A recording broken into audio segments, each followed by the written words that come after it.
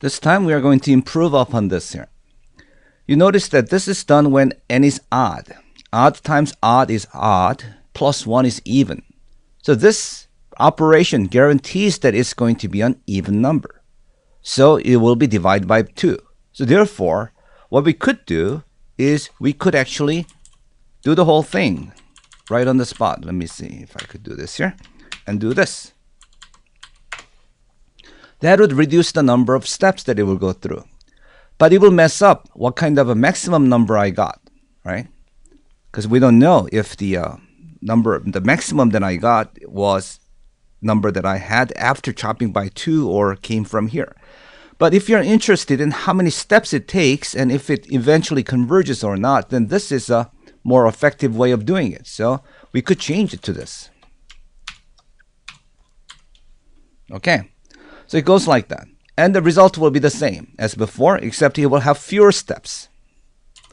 Now, with that idea, I'm going to extend this a little further here. So what we could do is this. Let me show you here. The table of first 10 primes.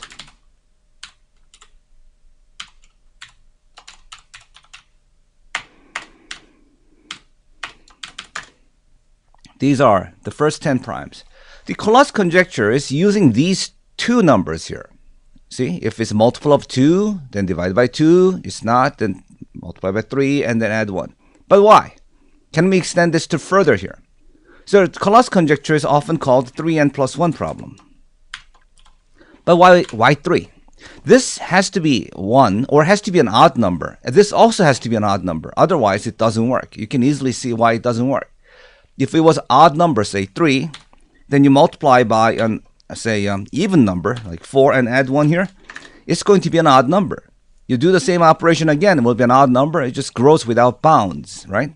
So it had to be an odd number to force this odd number into an even number. Okay, but here, so the question is, why should it be 3 here, right? So we're going to try these numbers and 7 and those here. So instead of 3 here, we are going to use a different number. So I will call it multiple. And the multiple is what I'm going to use, not 3 here. Multiple. So this is mine here. So now, instead of checking the Collatz conjecture that we used to do, we are going to feed different numbers in it. Would it converge is the question. Let's find out. So nest list while list.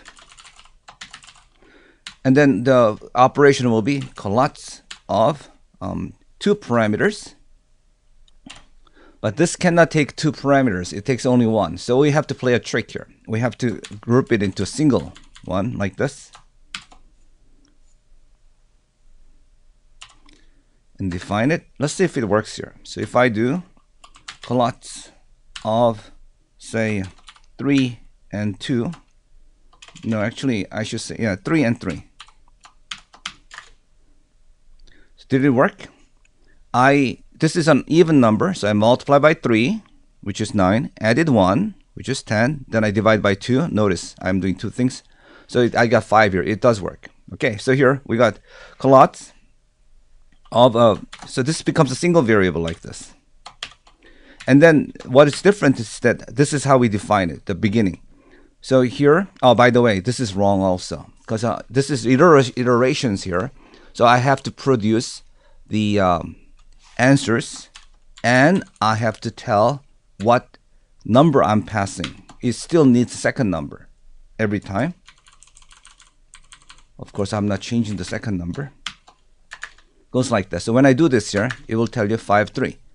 So 3 is the multiplication we are using, so it is fine. So if I put 7 there, for example, it will tell you the computation and the second number here. Okay, so I'm going to start with, say, 27. You know how messy it gets. And I will use 3. And then, normally, I would just set up the number to continue while it's not equal to 1. But here I cannot do this because I got to say this. I'm only looking at the first number, not the second number. There. But here I have to make it check the last one only, last result only, and then operate it only 1,000 times. This is a safety fuse so that it doesn't get into infinite loop. Here we go. So this is the same result we got before. And then we have this extra 3 parameters going to help us divide and multiply by any number we want. So this is an extension of Collatz conjecture that would allow us to put different number in this spot.